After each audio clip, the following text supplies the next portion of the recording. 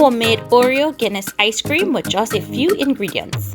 Creamy and delicious for that perfect pool party.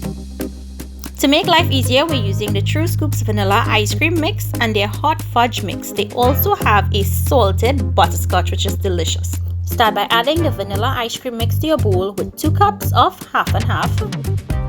Mix until it's well dissolved. And then we're going to go in with 1 bottle of Guinness. You can omit that if you wanted to, or use a different non-alcoholic beverage. Whip 1 cup of whipped cream until it's thick, and then go in with about 3 tablespoons of the hot fudge mix and continue to whip until you form firm peaks. Add that to your Guinness mixture and mix well.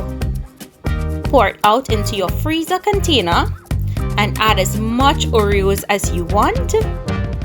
Freeze overnight, and then the next day you have Guinness Oreo ice cream to enjoy.